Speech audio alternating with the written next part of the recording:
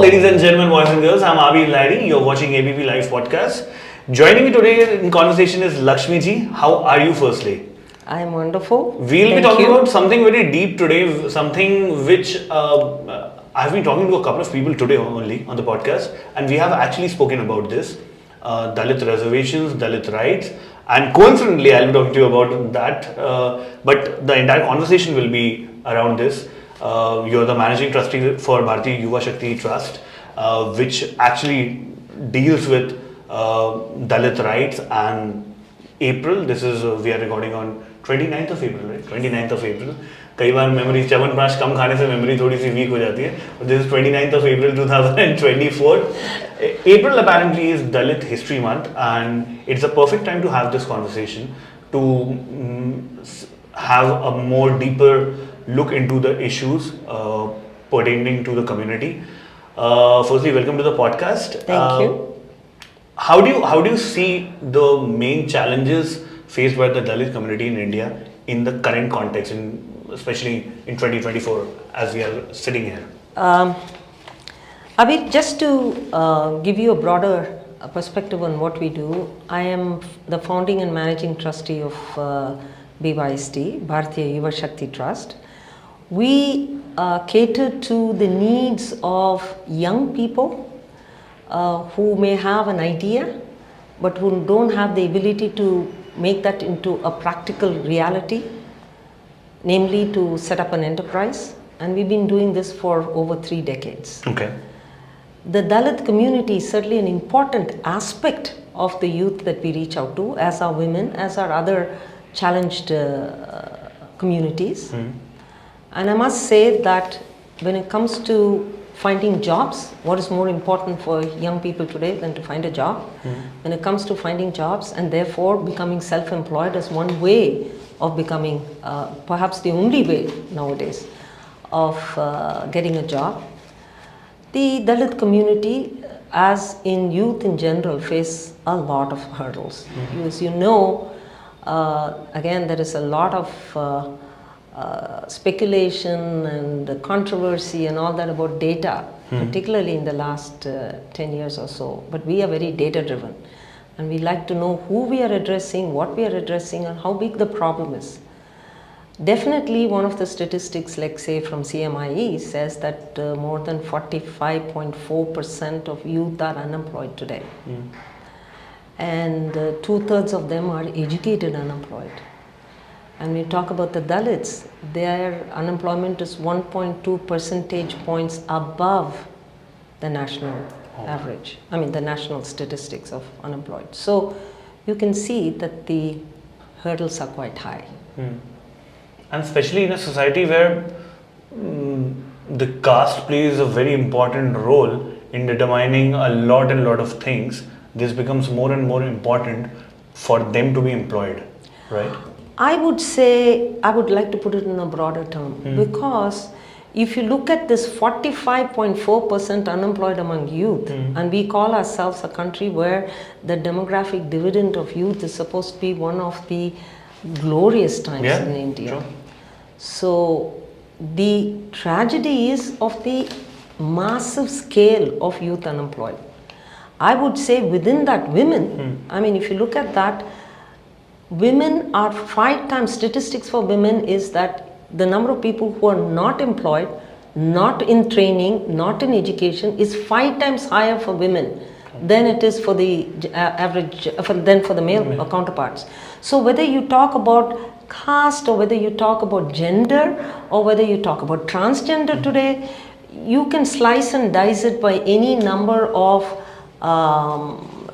by any of these kind of the way you categorize different communities. But ultimately, all young people today in India are facing this huge challenge of unemployment.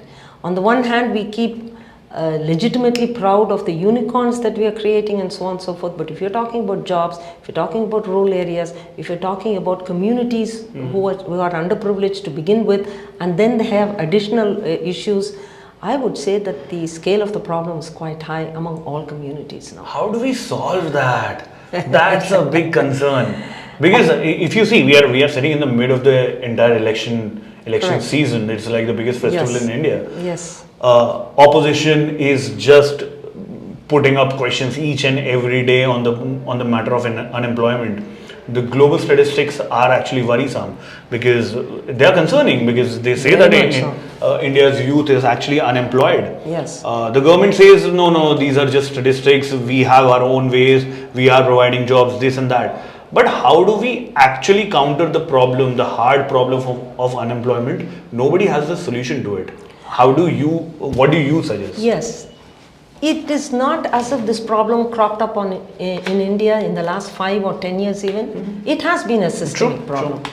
In 2003, when BYST celebrated its 10th anniversary and we began our program in 1992, we published a white paper along with the then Planning Commission because Atal Bihari Vajpayee was the Prime Minister. He had come to our program along with the Prince of Wales, from whom I got originally this idea. So we presented a paper where we said 1 crore young people were looking out for jobs every year.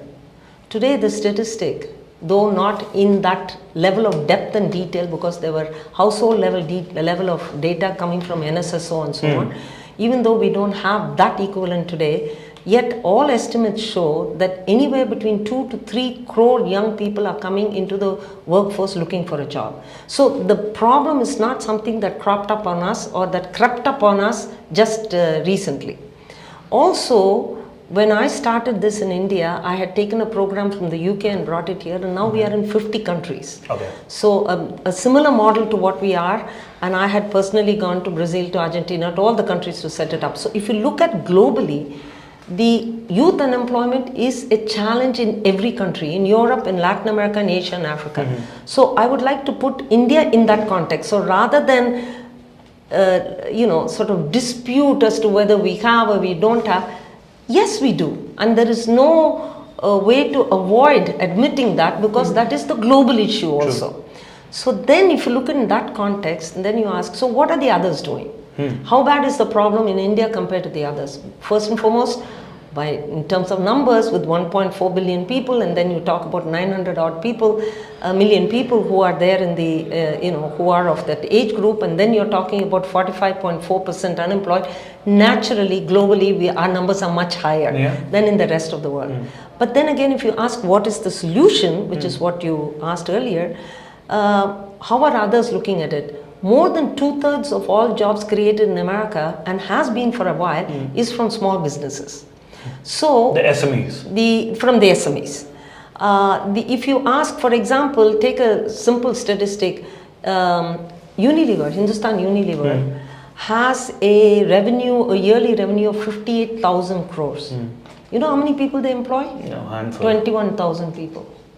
On the other hand, by Niti Aayog's own statistics, in the handicraft sector, the overall yearly revenue is 32,000 crores, but they employ 6.9 million people. So obviously, you know where the jobs can be created. But having said that, if you look again at the statistics, over 75 years of India's emphasis on small-scale industry, the 99% of all MSMEs are micros in India, and on the average they employ only 1.7 people. Oh man. So 1.7 people. They barely are self-employed, and they manage to they are subsistence enterprises. So it is not enough to say we are going to create startups. It's not enough to say that we are going to put money into it. What kind of money, what kind of support, how much, where and when is altogether important to make this micro enterprise dynamic and to create jobs. So are you looking to the government for creating jobs? No, obviously, globally, including India. Are you looking at large enterprises? No. The tech industry laid off 200,000 people globally. If you take the top, the Facebooks and the Googles and so on. So then, if you're saying, okay, small businesses, but then you ask yourself, is small business really creating the jobs? You have been doing this for 70 years, 75 years. So far, you have not really cracked that code. So what we need to do is to find a way, and that's what we in BYST have been demonstrating over the last 30 years. what are the ways in which you can support the micro entrepreneur in such a manner that he or she becomes sustainable, they become productive, they create assets, they create jobs for others, and they have potential for growth. That's what's needed. Makes sense. I have a counter question to the first statement. It's not, since you mentioned that it's not the job of a government to give out job. Correct me if I'm wrong. No, that's not what I said. Okay, I said government are not creating jobs internally in the government sector. Okay, but that should be the case, right? Absolutely. Every government's policies is the role of the government. Actually, I think it's a good public-private partnership. Yeah, where sense. The government, the private sector, and the civil society and the youth should all be coming together. It should be a collaborative. Absolutely. The government has got a huge role to play because they need to first size the nature of the problem. They are the best ones to get data. Then the second thing which they can do, of course, is to listen to what the grassroots challenges are. For example, there is a ease of doing business indicator for big businesses, and everywhere globally you say India is 200th or 50th or 40th or whatever, these numbers vary. We are trying to create a ease of doing business for rural enterprises and for micro enterprises because their lot is quite difficult. Yeah. And therefore the government definitely can assist in something like that, can work together to create that, and also find out what are the type of hurdles and what is needed. That can be actually a really good indicator, or like a new indicator. Absolutely. Ease of doing business for the rural. We've been doing many surveys on a smaller scale within our NGO. And what are the results? And the results are not that great. Not that encouraging in general. Because if you see, close to only 44% people know what it takes to even start a business. And if you take the SC/ST for a comparison, only 28% know. Then only 28% know how to be able to apply and get a loan. But only half of the SC/STs of that 28% know how to even apply for a loan. So if you don't know what it takes to create a job, if you don't know how to get that loan, and if you don't know how to get some assistance and guidance and mentoring, how the heck do you, then you become this subsistence-based micro-enterprise. And the subsistence-based micro-enterprise is really employ only 1.7%. 1.7 people if you're lucky, otherwise most of them are even self-employed. And the thing is, these are what we call necessity entrepreneurs. They didn't become entrepreneurs because they refused a job in Goldman Sachs and they came out of IIM. They refused a job because they either create a job for themselves. That's a lender of last resort. They didn't have any other option. Yes, they have no other option. Either they become an entrepreneur or they starve. So in some sense, it can be a motivator. But having motivated them, let us please support them. What are the main hurdles which you see on a regular basis? Okay. Especially again, another survey that we did, 85% of the women in the survey we did said they don't get access to bank loans. 85%. But why so? Because collateral nahi hai. Collateral and security is one. But having said that, you do have statistics that says a mudra loan up to 10 lakhs is supposed to be without security. Without security, right. Do you know what the average loan size of a mudra loan is today? 50,000? A little less than that. Oh man. Somewhere between 40 and 50. It all depends upon what this is. They say 43, 48, etc. But it doesn't matter. That's sad. You know what it needs. If you want to support a young entrepreneur who will be able to create a little bit of assets with what you give them, so that they can create a sustainable business, they can then employ a few people, use that initial capital to grow, go out and use that track record to borrow more. So you want a business that is able to generate its own track record and generates its own revenue, as well as borrow on that and grow, right? We find that somewhere between 3 lakhs to 5 lakhs is somewhat the minimum that you need in an urban area. I mean in a rural area. And in an urban area, you probably need somewhere between 7, 8, 9 lakhs. It doesn't matter, it depends on whether it's a manufacturing or a service. Now what that does is, for every entrepreneur we have supported with that kind of money and with money, markets, mentoring, the 3 M's, what we find is that these people create on the average 10 direct and 40 indirect jobs. So 50 jobs are created for one entrepreneur. And some of our entrepreneurs who borrowed as little as, maybe 10 lakhs, 15 lakhs, have gone on within 3 to 4 years, they proved and gotten 1 crore loan from the bank. Now, if you talk about micro enterprises at that level, not undercapitalizing them, giving the right amount of capital, then supporting them with some amount of mentoring and marketing, then you're talking about the ability of small enterprises to create jobs. And that globally seems to be the solution. So you guys act like a venture capital fund for these We are not people? a venture capital fund. We have proven that venture capital is something that comes and goes.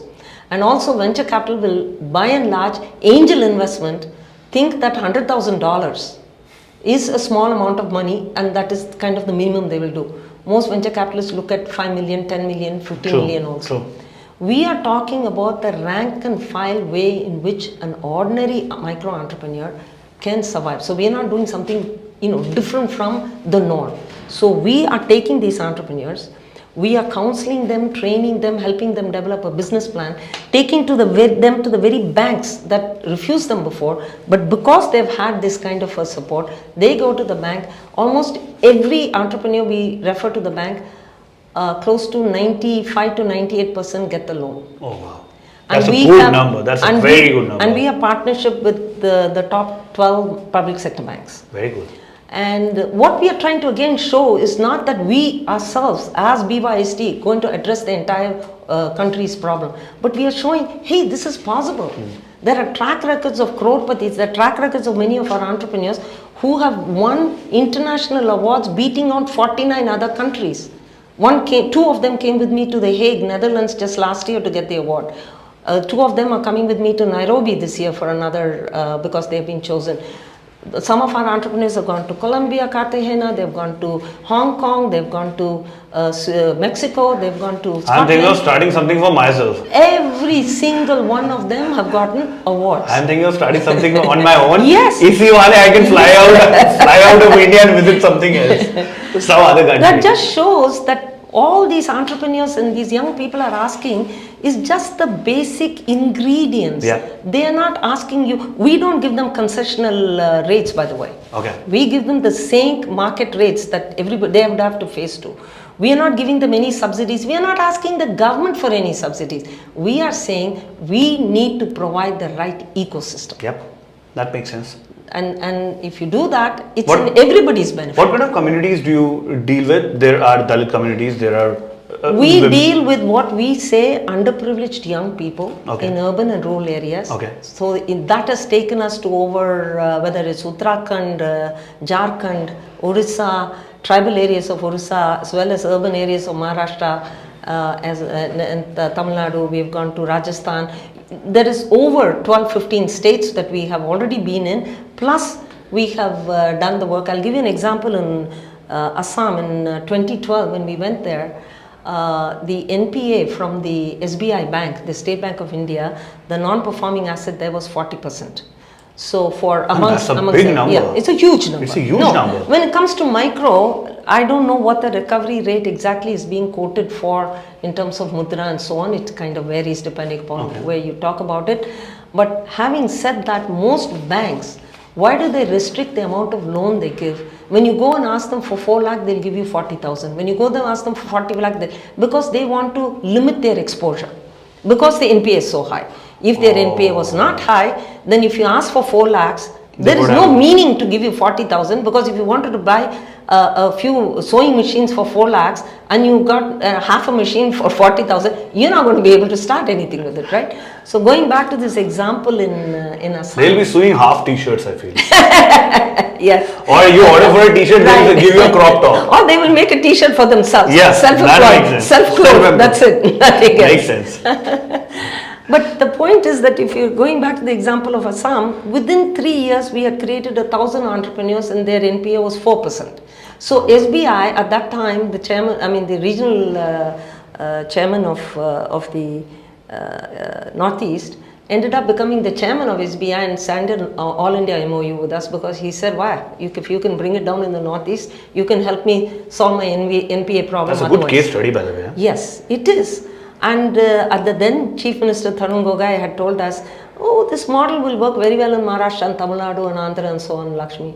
I don't know how much is going to work. And 3 years later, when we showed him the 1,000 entrepreneurs, he was jokingly saying, these are my Assamese, these are my young people who become all these, bright young entrepreneurs, and some of them were exporting within those 3 to 5 years. What kind of business do they do?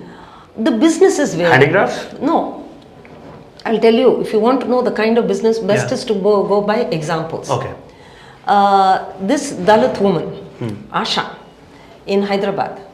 My father died, usual story, was very difficult, passed out of high school, tried to get a job, got something at subsistence level.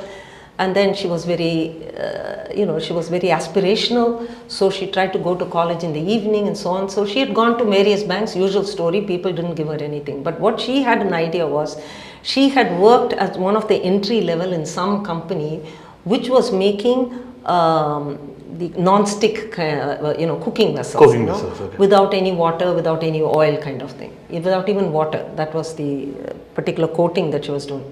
So she told herself, but this is very expensive, this is all coming from Germany, can I do this here? Imagine her thought process. Again, necessity is truly the mother of invention, and women is the actual, the leading group when it comes to invention, I think. So she came to us and we thought it was a very good idea. See, that's where it begins. We have mentors sitting talking to the entrepreneur when they come at the very first stage. Nobody is saying, how much do you have? Do you have a house? Do you have a land? Can you... First thing, that's not what we are asking. What is your idea? Why do you think it will work? So we took a chance on her. We thought she had a good idea. And today, her turnover is close to 1 crore. And she has given jobs to over 190 people. Wow. Direct and indirect combined, and she's exporting to Germany. Wow. Wow. The very place that she came from. Very cool. Okay, so that tells you the kind of places that we go to and what we do. Another example is Niranjan. Again, in this case, he happens to be a Dalit youth. As I said, we are not exclusive to that community. But because we are talking of Dalit month, these are very proud people. He's the one who won the international award and came to Hague in last year. Okay. He beat 49 other countries. Wow. Okay. So what did he do? He makes hardware and software to simulate the a racing car in terms of the way you operate the pedals and the brakes and so on and so forth. Now, the little piece of hardware, they attach it to a laptop. It did come and does come from China, but it tends to be very flimsy and it gets broken. Okay. So he redesigned that with local materials. He redid the software that's attached to it. He came to us in 2020 at the height of pandemic. Today he is exporting to close to 12 to 15 countries, and his turnover is close to 1.5 to 2 crores. Wow. Now, what is it that these people got, and what? It's not as if Asha was somebody who has come through a some kind of a competition and she was the highest in share. She was just someone who was looking to do something to engage herself productively. Niranjan had this idea even when he was studying in a rural college somewhere in Maharashtra, hinterlands of Maharashtra. He had gone to his professor. The professor said, my God, I don't know what the heck it is. He'd gone to a bank, and the bank said, no way, we have no clue I have no clue what this is. And so what it means is the lack of the ability to guide and mentor at the college level. The next touch point is the bank level. At each of these levels, if you hear and know, for 3 years, it's Niranjan, we must hats off to him that he didn't give up. Your motivation goes for a toss. Yes, and he came to BYST because he had heard through a friend. And then we gave it to him. So I think if the components are right, our young people have got a tremendous capacity and capability. Just because we see them, competing with their counterparts from the other parts of the world and keep winning awards. There's a guy who's never really, Swapnil, who's never seen the inside of a plane. He got chosen among us the top 3 to come to Cartagena, Colombia. This was in 2019. I was telling Swapnil, do you want to come with me so that we can go together? He said, no madam, don't worry, you're going from Delhi, I'm coming from the rural areas of Maharashtra, I'll go via Pune, Bombay and all that stuff. I said, do you know how to go alone? You neither speak English nor Spanish in any, in fully. So mostly, in fact, he doesn't even speak Hindi that well, it's Marathi. Okay. The next thing I know, he had taken the plane from Pune to Bombay to Amsterdam to Bogota to Cartagena. And when he landed there, he was in complete cheer. I had landed there very tired. And I had forgotten to take exchange my money at the airport, foolishly thinking I'll go to the hotel and exchange it. But that's not what Cartagena is about in Colombia. So when I went there, the hotel said, no, this is Sunday, this is that, Monday, whatever it is, and then we don't know how to change it. And so that fellow is offering you, take this US dollar. No, he told me, ma'am, give it to me. That the next day was Monday, and he said, give it to me. I said, again, you don't know English, you don't know Spanish, how are you going to do that? And within 1 hour, I got all my money, exchange and all that. That's an entrepreneur. Super. That makes sense. You're also working with the queer community. Sorry? With the queer, with the transgender Yeah, community. we work with the transgender community. We work with, you see, for us, ideas is ideas. Entrepreneurship is entrepreneurship. And the more in need you are, the smarter you become in terms of overcoming hurdles. So for us, it's all about when we look at 100 people who come to us saying that, we raise awareness, let's say. Ultimately, 5 become entrepreneurs. But out of that 5, each one creates 50 jobs. So they have hired back that 100 people plus more. So it's not about what is the point in giving everybody a small amount of money, making them self-reliant, and then them not become sustainable, giving jobs to hardly themselves or 1.7 people. Find the entrepreneurs, give them the right kind of resources, and they in turn will turn around and engage all those other people. So we find that we may go to local areas and find this talent, local people, create local jobs with local products for the local communities. And we'll see this less exodus of people moving into metro cities. Not exodus of metro cities, and even more important, it becomes environmentally sustainable. Yeah. So you're talking about circular economy. This is the way in which to create that circular economy. That makes sense. Yeah. What's the plan? What's the plan in future? Plan is quite ambitious. Okay. Because the fact is, while it might have taken a long time for us to demonstrate it, the very fact that we in India have become the role model, and I am one of the founding members of creating this network for 50 countries, and every year we are adding new countries. I must add one point here though. We keep talking about mentors in a very casual manner. Creating mentors in order to support the entrepreneurs is the other side of the coin. One side of the coin is to find the right entrepreneurs, other side of the coin is to create and find the right mentors. True. Now, where are these mentors? It's not as if you can be a mentor, for example. All you need to do is to have the belief, the desire, and willingness to do something for young people. So what we look for is people who are ready to volunteer, but we are also now taking these mentoring to institutionalizing it and putting it into the major frameworks of institutions in India. Like a Skill India kind of a thing. Well, it is, I will put it slightly differently. What we are looking at is, I'll give you first how we do. When we go and ask to Rotary clubs and Lion clubs or industry associations and all, like CII or Chambers of Commerce, and we say who would like to be a mentor, then we take them and we train these mentors and we accredit those mentors internationally. We create a cadre of mentors. Think of it as like a National Cadet Corps, like an NCC. We are creating a national cadre of mentors. And the reason is, it's not as if anybody you can grab them and say, oh, this is an underprivileged people, do that. We give importance to the kind of advice that goes to the underprivileged person. So this person must be not only qualified in knowing the subject, they must know how to talk to the underprivileged. If somebody has an expertise in aviation, they should be the correct person to... It's not even the expertise after a point, because these are small businesses starting in it is the right attitude mindset. Makes sense. Just think of it. They are on either sides of the railroad track, so to speak. One is underprivileged, one is more privileged, one is of more from a different community, maybe the Dalit community. Many of them may not be. You're also talking about mentors who have higher education, lower education. In every way you think, you'll find that they are this thing. It's a privileged community. Now, how do you talk to them such that If you go and talk down or you think you're going to teach an entrepreneur, you will kill the entrepreneur spirit, and sometimes the entrepreneur just disappears. Very well said. Okay. So what you really need to do is to be able to talk to them at their level, respect them, but support them. And that means... And to bridge that emotional gap, you have to bridge the gender gap, you have to bridge the economic divide, you have to bridge the social divide, and you have to bridge the age divide. Right. Because very often the youth and the mentor.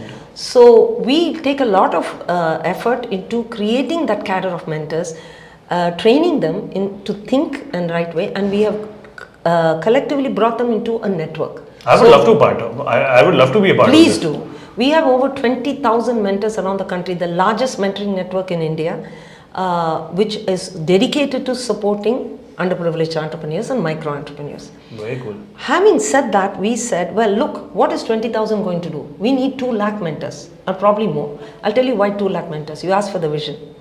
Every one of our mentors is able to help over a period of lifetime at least 5 entrepreneurs. Every entrepreneur creates 50 jobs. So you're able to create 50 million jobs by just creating this mentoring network. So, of course, you have to have the banks to support that and so on and so forth. So now we are going into ITIs, polytechnics, and training those trainers as mentors. We are going to district industry commissions, and we are trying to train those the government officers as mentors. We have even trained SBI branch managers, we have trained Indian Bank branch managers. So we are saying every touch point should have somebody with a mindset and a skill set to support them. To recognize the talent, to support them. Recognize the talent, very well put. To recognize the talent and to respect that talent. And to say that all I have to do is to give that kind of a hand-holding, this person is pretty much going to do on their own. So many of our entrepreneurs have become mentors. Yes. That is the proof that these entrepreneurs are not just takers, they are givers. And when you talk to the mentors and say, is it all about you helping someone? Very often, you know what the mentors told us? I learned so much by doing this. I took it back to my own SME supply chain and I was able to apply it. So there is a real